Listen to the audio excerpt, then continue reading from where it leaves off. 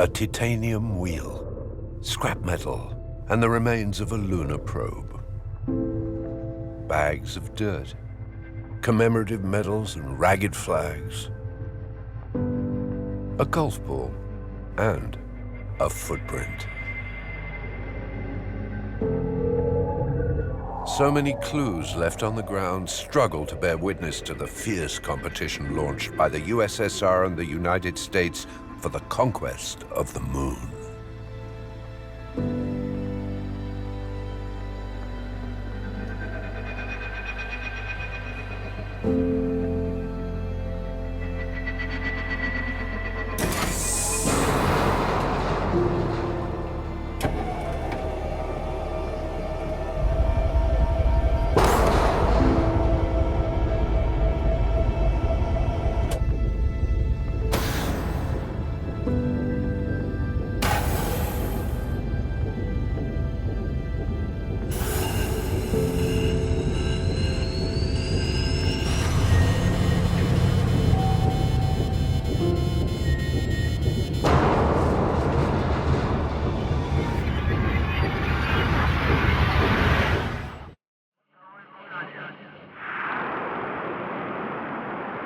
The battle began on the Soviet side the night of October 4th, 1957 at 10:28 p.m. in the region of Baikonur.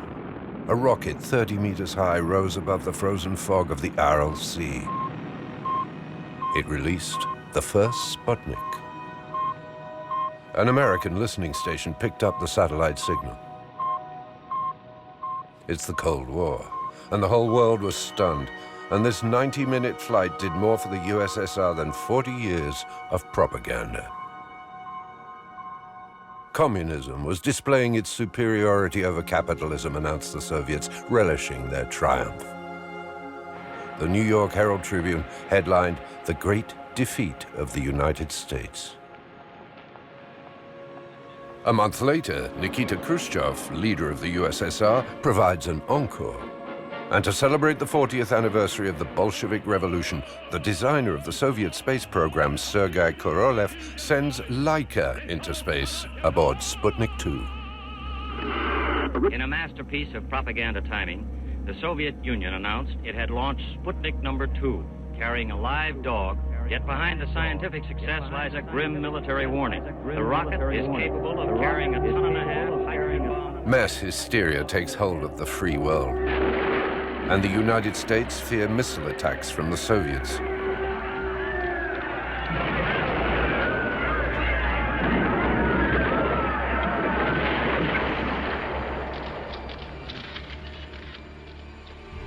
The Soviets will never say that Laika, their new heroine, failed to survive the flight.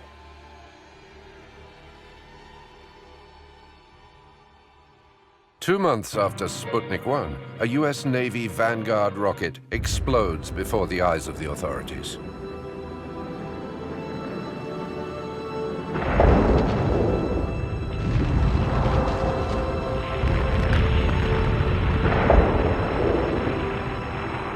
The last months of 1957 are tough for the Americans. Somewhat sarcastically, Khrushchev sends his condolences. America is stunned. So President Eisenhower announces the creation of NASA, an aeronautic agency entrusted from now on to civilians. His goal is to organize a response by sending a man into space before the USSR does. Werner von Braun takes the helm of the Mercury program. With Korolev, his Soviet rival, he'll have 10 years of bitter struggle.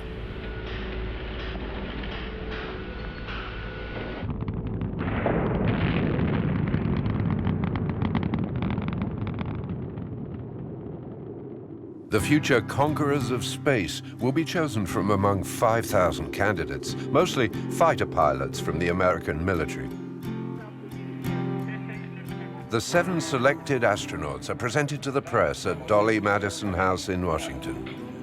Please, ladies and gentlemen, are the nation's Mercury astronauts. Which of these men will be first to orbit the Earth, I cannot tell you. Smile, smile, they're prompted from the wings. Their names are Slayton, Carpenter, Cooper, Shearer, Shepard, Grissom, and Glenn. Hey, she's with me all the way, and the boys are too little to... Television stations broadcast the event live. Well, all 7 of the men are officers and test pilots, 3 Air Force, 3 Navy, and 1 Marine. All are volunteers. I thought my father would be one of the 7 that was going to be picked. How did you figure that? I just thought so. It's adulation for heroes who have yet to accomplish anything. Don't forget about me. The 7 are now in the hands of the press. And they're not prepared for such publicity.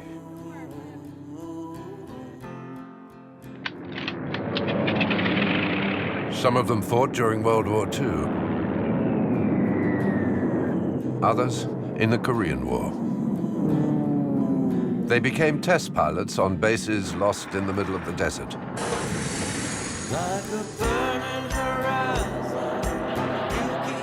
A dangerous profession, where the losses are close to 50%. Humiliated by the Sputniks, they're ready to risk their lives for the homeland.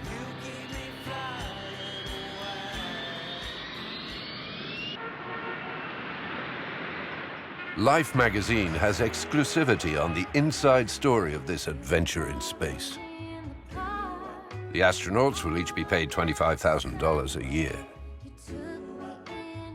As soon as Life magazine is published on September 14th, 1959, John Glenn becomes America's darling. He's like an evangelist. He speaks loud and clear, and he says that he'd be nothing without Annie, his wife. A week after the front cover with the astronauts, the one with their wives on it comes out. By contract, they had to reveal their private lives and their private thoughts that reporters and photographers are then ordered to polish up. They symbolize the perfect American woman. Life wants to show them as perfect housewives. It's John Glenn's wife, Annie Glenn, who best fits this image.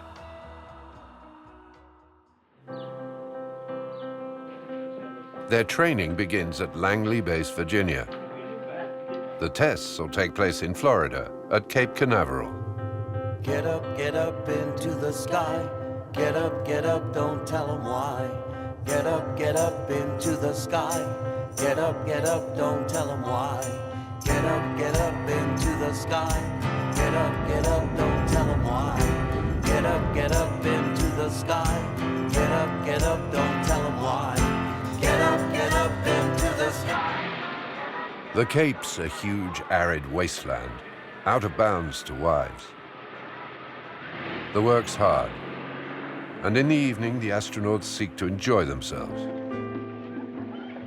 They go to Cocoa Beach, the nearest town, at the mercy of all kinds of flatterers who treat them to drinks and introduce them to girls.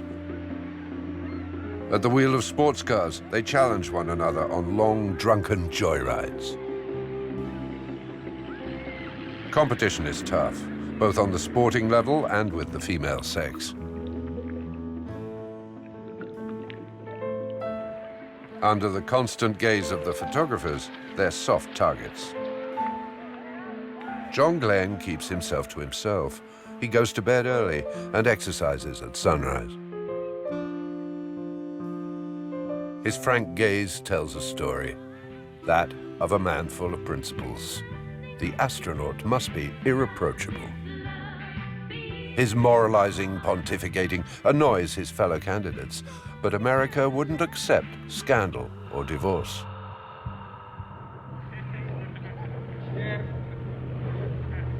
Friends or rivals all ask the same question: who'll be the first into space? Glenn is the media favorite. The 7 visit the NASA sites in San Diego, where they discover the Atlas rocket. and St. Louis to test their future spacecraft. Their excessive media coverage drains funds from industrialists and senators. When they see the Mercury capsule for the first time, one of them remarks, "Doesn't this thing have wings?" That's when they insist on a porthole, like on airplanes, as well as a manual hatch to get out of the capsule in case of emergency. They're pilots, not lab rats.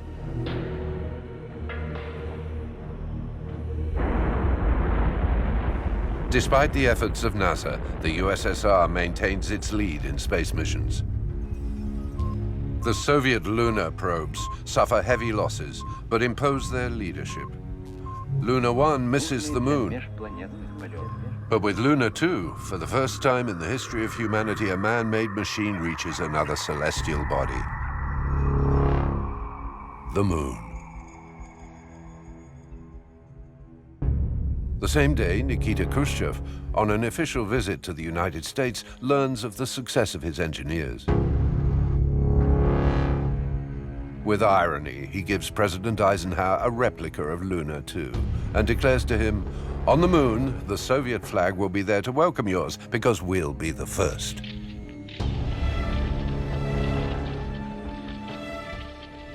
When John Fitzgerald Kennedy succeeds Eisenhower, the astronauts are worried. Will Kennedy keep up the Mercury program?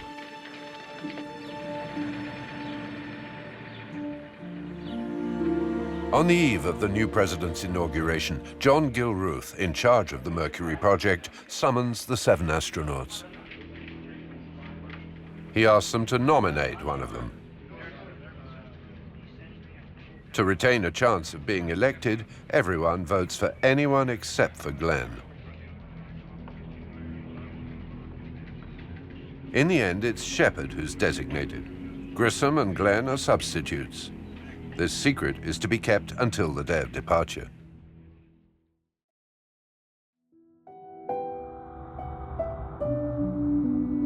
It's a snub for Glenn, and the beaten competitor goes home to Dallas. Nothing of his pain shows. The car radio broadcasts the new president's oath of office. As well as a beginning, signifying renewal, as well as change. For I have sworn before you and Almighty God. This wounded man will be Alan Shepard's exemplary crewmate. And when a reporter threatens to reveal that one of them has been to a Mexican prostitute, Glenn convinces the newspaper not to publish the news. But he warns the team, we must succeed together.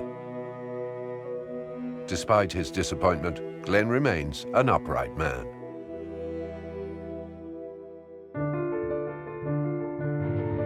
To put people off the scent, the astronauts carry on performing the same tasks. The journalists speculate on who'll get to take off. Glenn just keeps on smiling like a winner. You can just see a touch of bitterness when the cameras turn away from him. Standby, negative seats. Shepard's first flight's scheduled for January 1961. But von Braun will decide otherwise.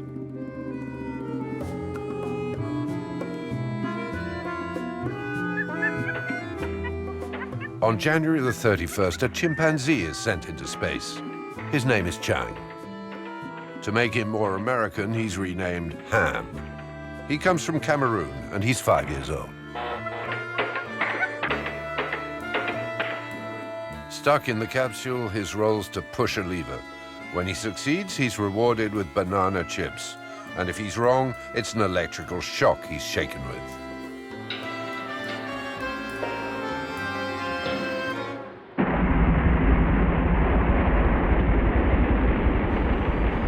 A 6-minute flight to an altitude of 250 kilometers, and thus America's #1 astronaut is a monkey. When Ham returns, he's aggressive, so he's given a sedative for the press conference. The Great Monkey Adventure, that's the name given to Ham's flight. and public opinion ridicules the astronauts.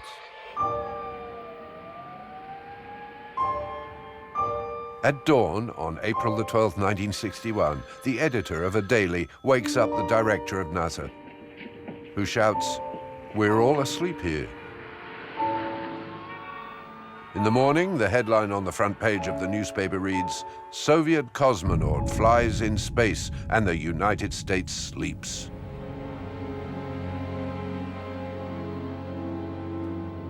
"You're going to be the first man in space," he'd been told that morning. The man in question is Yuri Gagarin. He's 27 years old. He's the son of a dairy worker and a carpenter, become a fighter pilot. Khrushchev chose him because he best represents the communist ideal.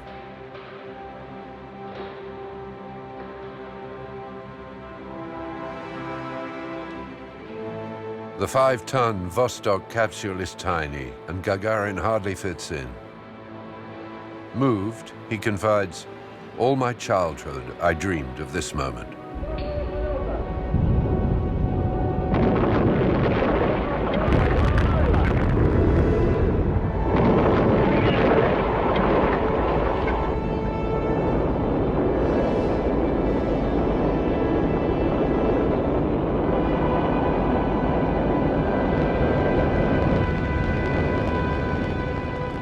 He flies over Japan and Alaska, where an American listening station records his conversation with Korolev, the leader of Soviet flights.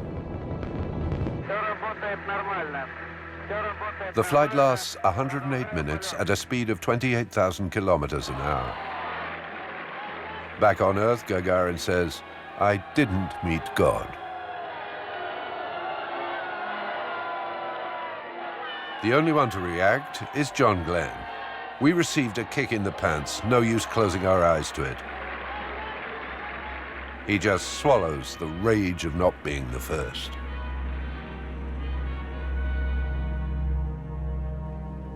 Five days later, Kennedy suffers a bitter failure in Cuba, an attempt to land anti-Castrists at the Bay of Pigs.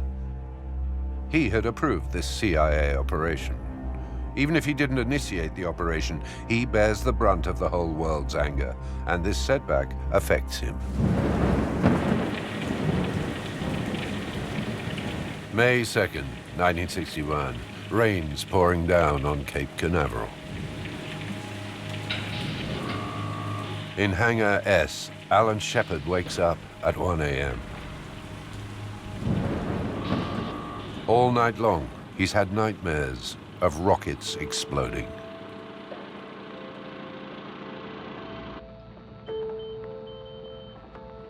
Shepard is tense, nervous that doctors might detect the least infection. So John Glenn, his backup, would have to replace him.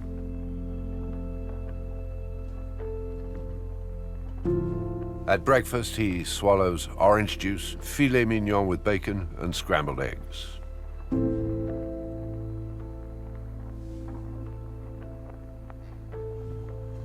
At 5 in the morning, journalists still don't know the name of the one who'll take off, but Glenn remains the front runner.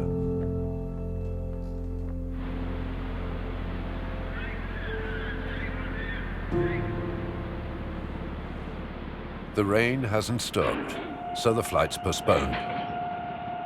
Shepard comes back down. He drinks a glass of cognac. It's over for today. It takes 48 hours to empty the liquid oxygen that feeds the Redstone rocket. NASA then decides to reveal the identity of the first astronaut. Shepard is relieved. Alan B. Shepard was in the pilot preparation area waiting for instructions, but Mother Nature wouldn't cooperate. The scenario is repeated 3 days later. Shepard awakening in the middle of the night again.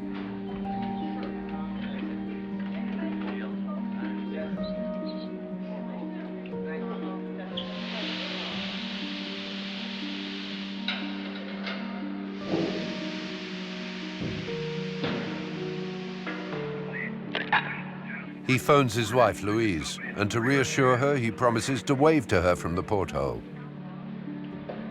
"Come back soon, darling. I love you." Louise knows that he's risking his life, but she doesn't want to give in to anxiety. She has confidence in Alan. Left the Mercury astronaut hangar in the specially equipped transportation van, and then he journeyed to the Washington.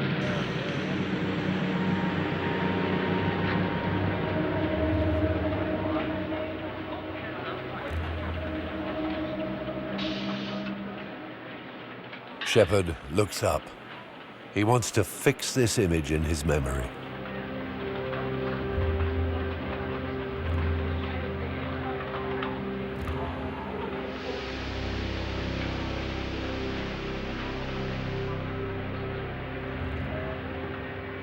Glenn jokes with Shepard.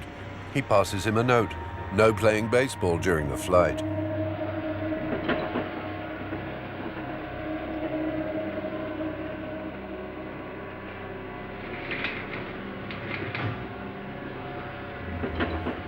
Boats and helicopters crisscross the sea landing zone.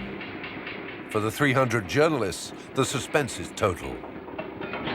A man is locked up in a capsule, and everything might explode. Nearly 500,000 people are praying for Freedom 7, the name Shepard has given his spaceship. The NBC reporter comments, "He looks so lonely up there." 7, roger. ETC, TMs go. Roger. A first interruption of 4 hours. We have a momentary... After that, Alan feels the urge to go to the toilet. The flight was to last only 15 minutes, but with waiting, the control room hesitates and then gives him permission to relieve himself on the spot, despite the risk of a short circuit. Over to Stony, verify. The countdown resumes. T minus 15 seconds.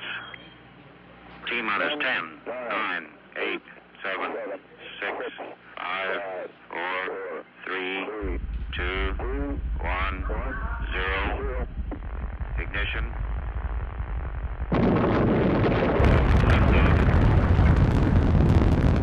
All roger, lift off and the clock is started. Yes, sir, reading you loud and clear. This is Freedom 7, the fuel is go, 1 minute is go.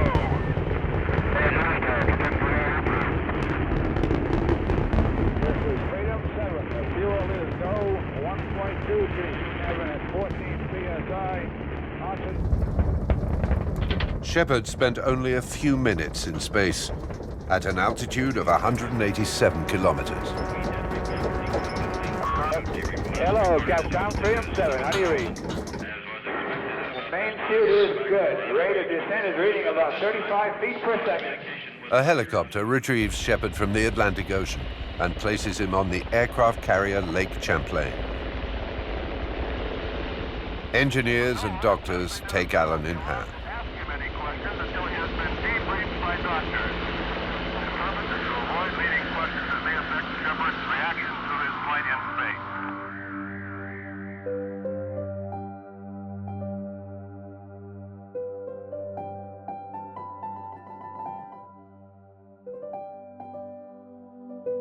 Shepard's flight didn't have the expected resonance. Gagarin is overshadowing him.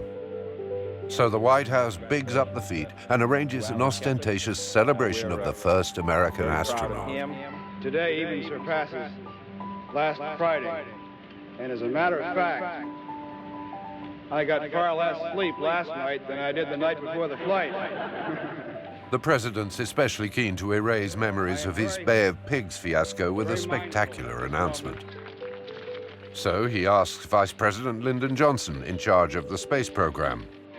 And it's the engineer von Braun who provides the answer. Yes, it's possible to send a man to the moon within the decade. Shepard's success is also reflected on his wife. Louise is fascinated by how chic Jackie Kennedy is. Jackie shows her around the White House.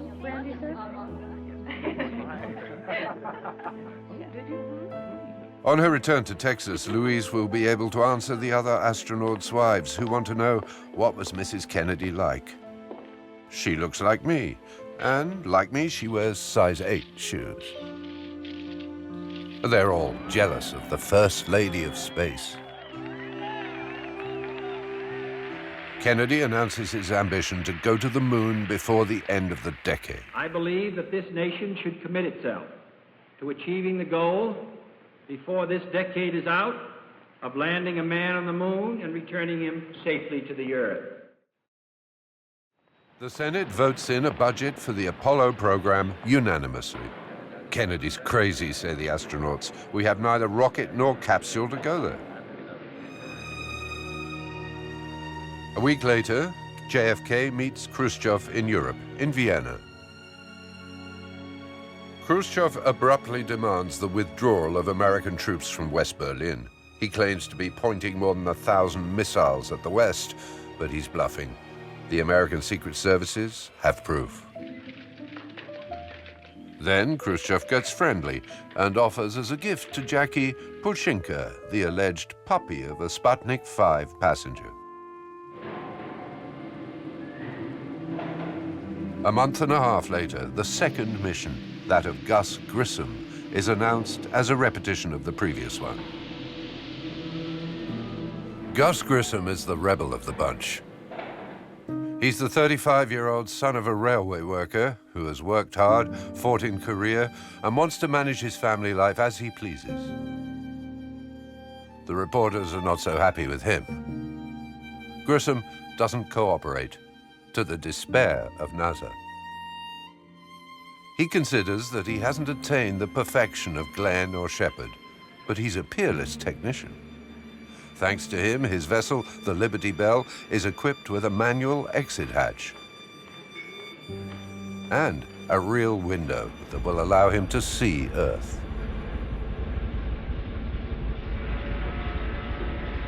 The Redstone rocket doesn't have the power to put a capsule into orbit. And unlike the Russians, Gus reaches an altitude of only 185 kilometers.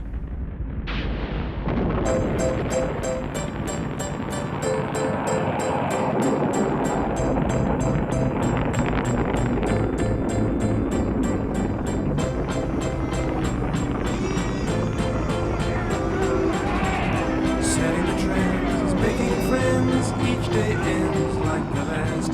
Hitting the heights, the bright lights, getting faster. Playing for kicks, got a mix with the chicks. It's a ball, head in the air.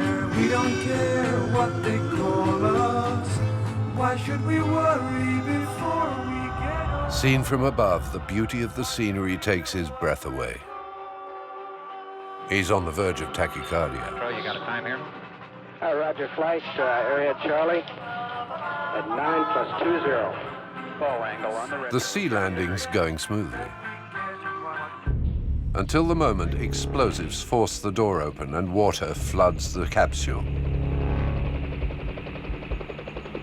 Gus is drowning and extracts himself with difficulty. His distress signals are taken for friendly waves.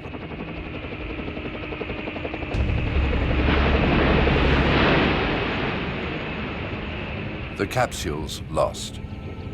No information, no photo survives the sinking.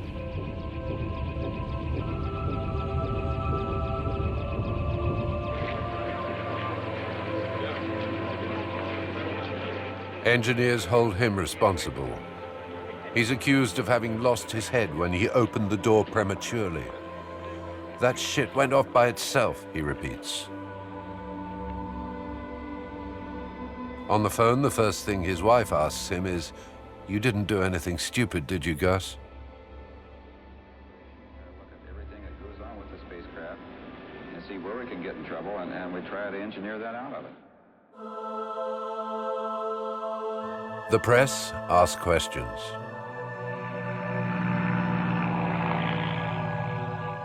His comrades support him. Gus almost disappeared. But behind his back it said, Gus messed up.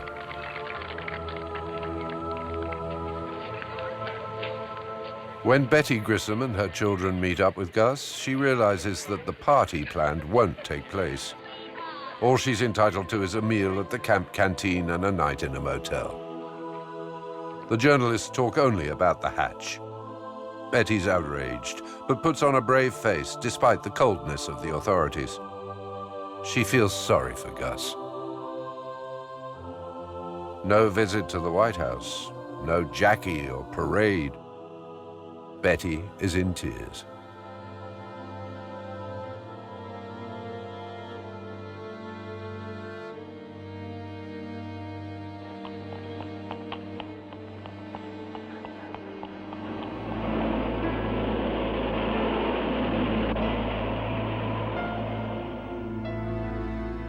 Just 16 days after Grissom's flight, Commander German Titov makes 17 orbits over 24 hours aboard Vostok 2. This is the Soviets' answer. We're still the best. Unlike the Americans, the Russians disclose only a few poor, staged images. And they refrain from mentioning the nausea that affected Titov during the 25 hours spent in his vessel. The Russians may master the power of rockets, but the Vostok capsules are heavy and bulky. They're always one step ahead, though.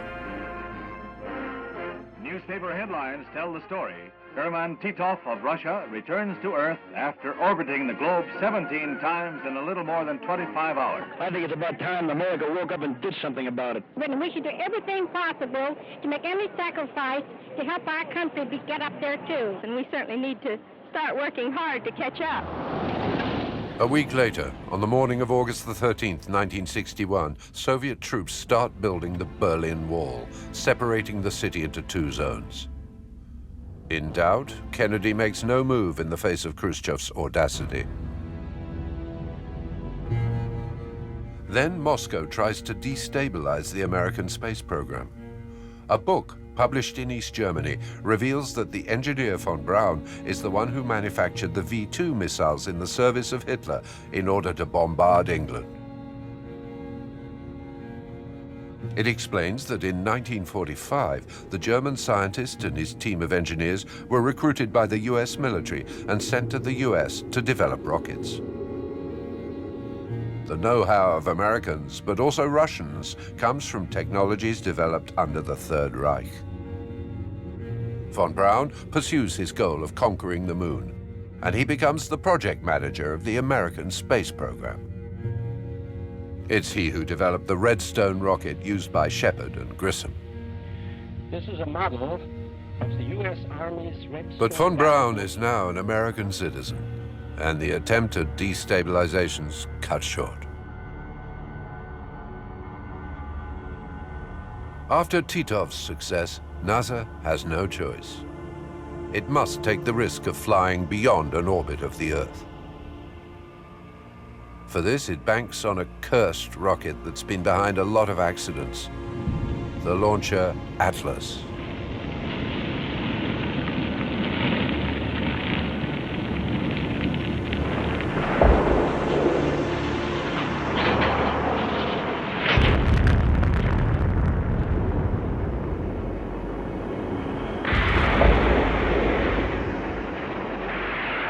To the honor of NASA and the American space program, the next astronaut, John Glenn, accepts.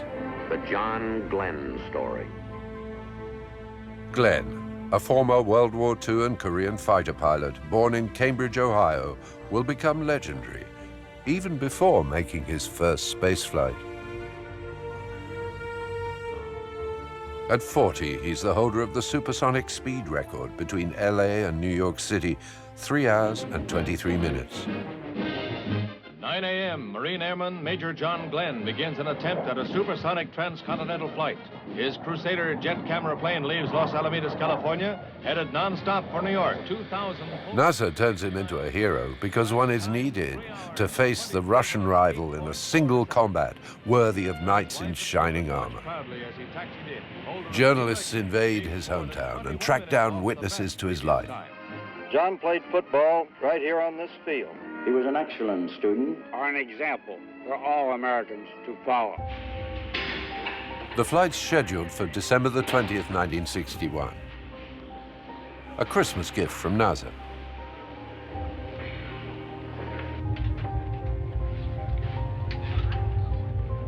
Bad weather, however, and technical problems postpone liftoff until February the 20th, 1962. His flight will be rescheduled 9 times. The big gantry in, and they take Colonel Glenn out of the capsule itself atop this big Atlas instrument that it was supposed to carry it into space today. And this is the mutual team. He receives tens of thousands of letters for Christmas, and the crowd continues to camp on the dunes of Cape Canaveral. On February the 19th, 1962, Glenn goes to sleep in Hangar S, NASA's den. The night's calm, and he's cradled by Madame Butterfly, his favorite melody.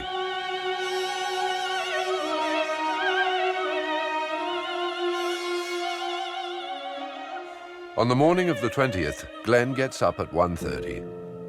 Fillet of beef and scrambled eggs in the company of Deke Slayton, the next man on the departures list. The nurse, Dolores O'Hara, is one of the only women admitted into Hangar S. Nary an examination, nary a blood test without her. She's their confidant. That day, she conceals as best she can the gravity of the moment.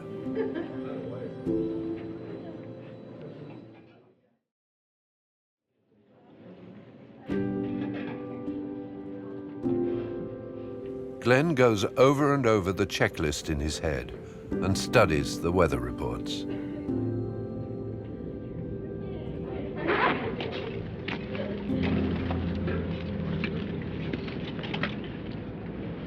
At 5 o'clock in the morning, the 100 people present applaud him.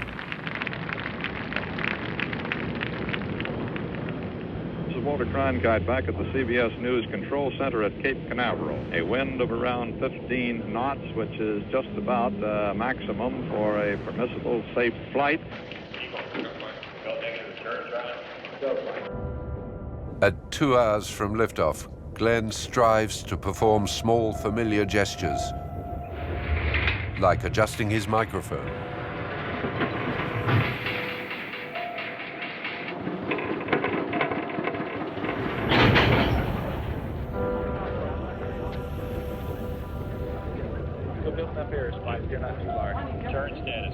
In the capsule, he's nicknamed Friendship 7. A mirror allows him to see the sky.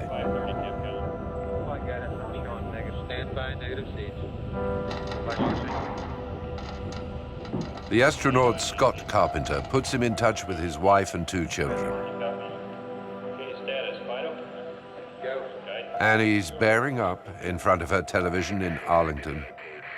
The family's as tight as ever.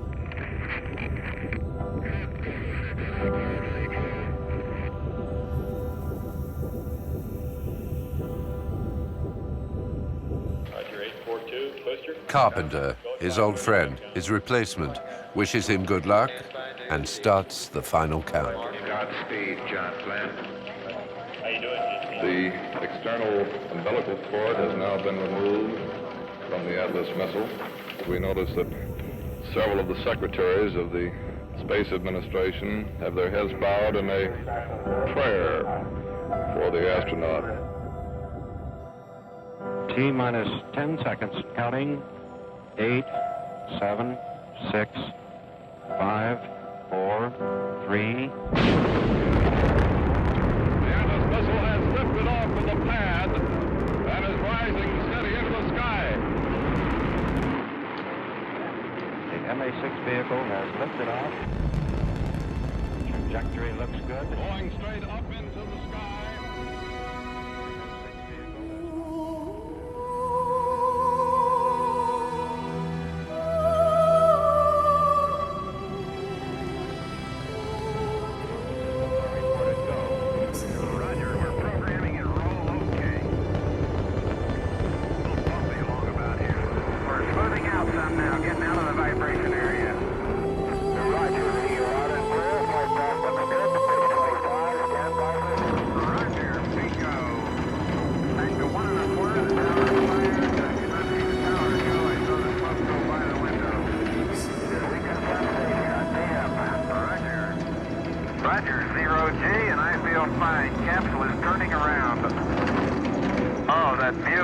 tremendous.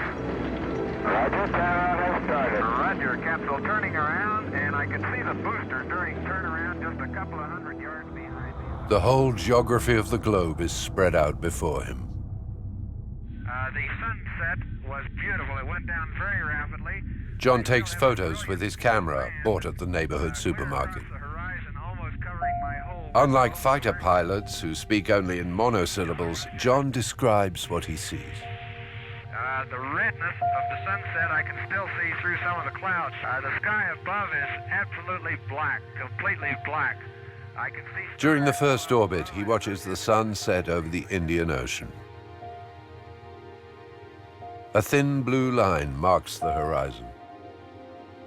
Then the emerald water of the Bahamas appears as the night fades away. The snowy peaks, the volcanoes, the storms, the city lights.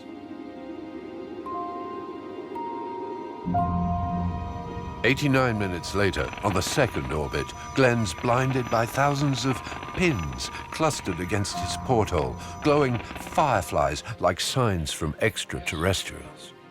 The phenomenon disappears and then comes back. The control room is worried. Suddenly, 1, 2 bumps.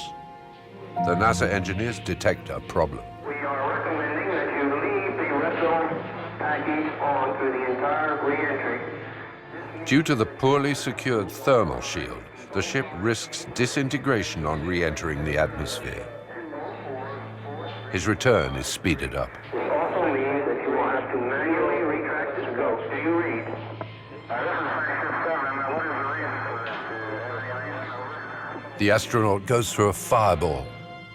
His heart rate's at 109. This is Friendship 7, a real fireball outside. Everyone's waiting for the radio signal. Shepard repeats his calls, his pleas. 7, this is Cape. Do you read? Over. Friendship 7, this is Cape. Do you read? Over. Friendship 7, this is Cape. How do you read? Over. Clear. How many? All right, you're reading you loud and clear. How you doing? Main chute is on green. Chute is out in reach condition at 10,800 feet and beautiful chute. The whole room rejoices. Glenn's heart's pounding at 134 beats a minute.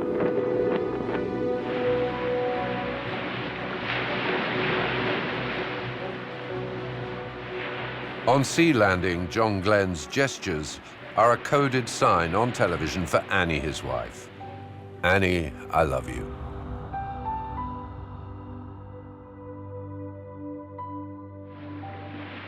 The sailors mark with paint the very spot where Glenn set foot on the ship to preserve the memory.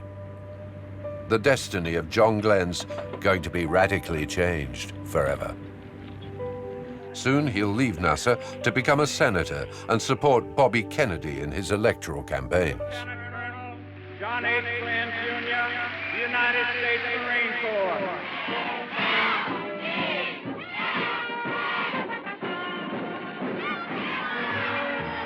In Washington, he's welcomed by 250,000 people and 4 million Americans on Broadway. His presence electrifies the crowds. He's the symbol of a victorious America. With this flight, the lag behind the Soviets is effaced, and in Glenn, America finds a hero.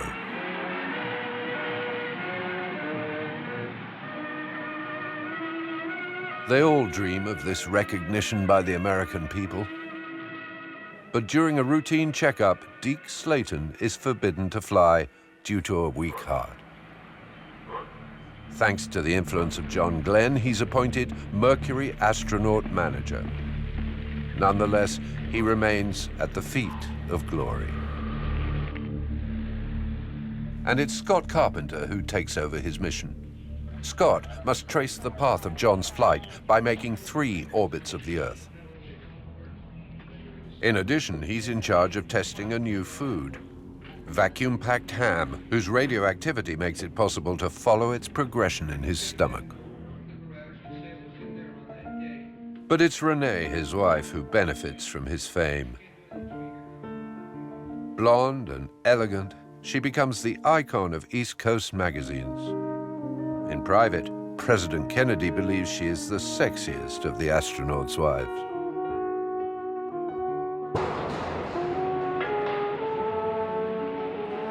Renee has decided to take control of her image by defying the barons of NASA. Going beyond the contract with Life magazine, she'll write her own story of life with Scott. She wants to be the first to attend with their children the departure of her husband from Cape Canaveral, even though it's out of bounds to wives. I've always shared difficult moments with Scott, she says.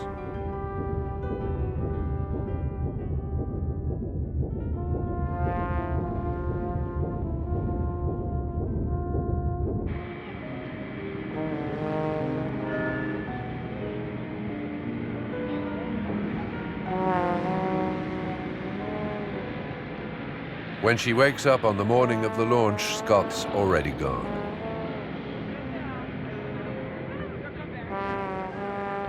She leads the photographer who shadows her all the time onto the beach to watch the rocket lift off. The photos will be even more beautiful.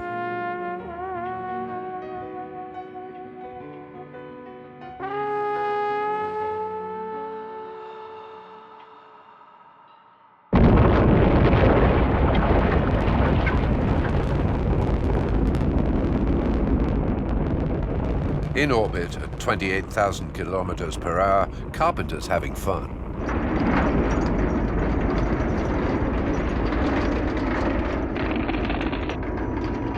I have the fireflies.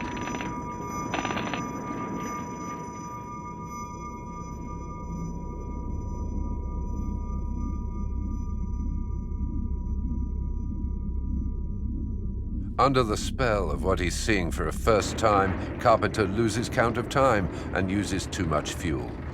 And when he triggers his retro rockets a few seconds late, he doesn't have enough energy to straighten his trajectory.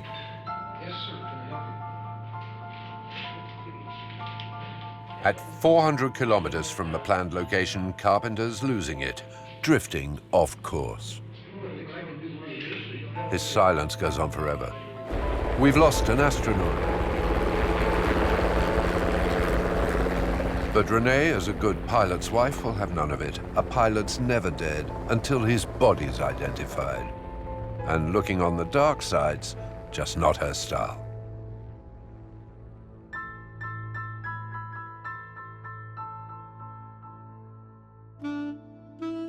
Carpenter's life raft's located a few hours later.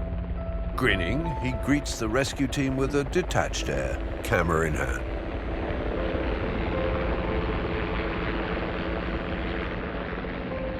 NASA doesn't forgive his glib nonchalance, and a bureaucrat says Carpenter will never fly again. Because from now on, the caprices of astronauts of the Mercury program are an inconvenience in high places. Carpenter failed. It's because he had the presumption to replace the machine by flying it himself.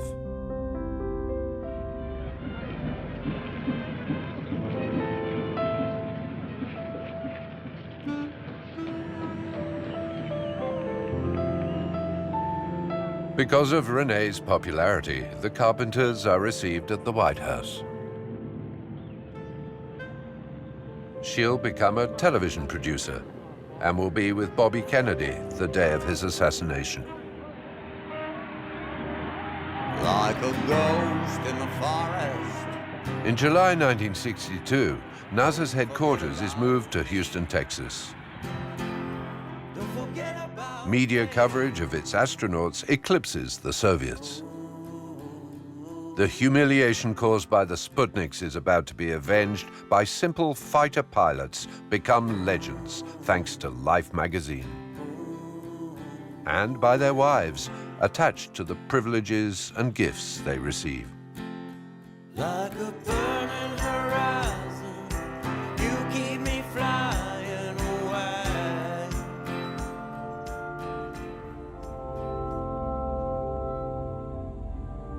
In Cuba, over the 13-day missile crisis, Kennedy forces Khrushchev to back down, and people reckon he saved world peace.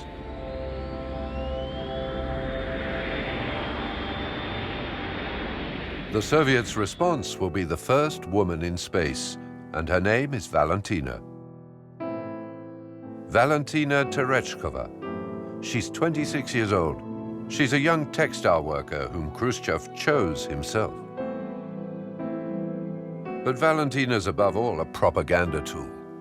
She shows the whole world that Soviet woman is the most modern and the most emancipated.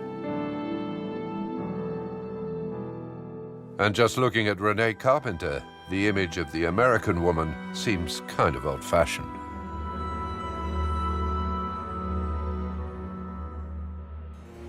But why, some say, the moon?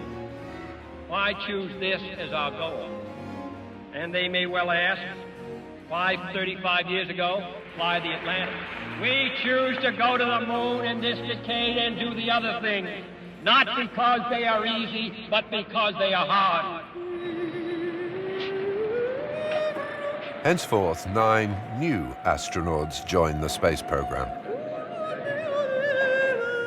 Alongside the military, there are now geologists, doctors, physicists. Among them, Neil Armstrong, a young test pilot from Ohio. With him, Frank Borman, James Lowell, Ed White, all selected for the new Gemini program. The Mercury 7 pioneers have fulfilled their role. The guys from Gemini and Apollo take over with the mission to conquer the moon.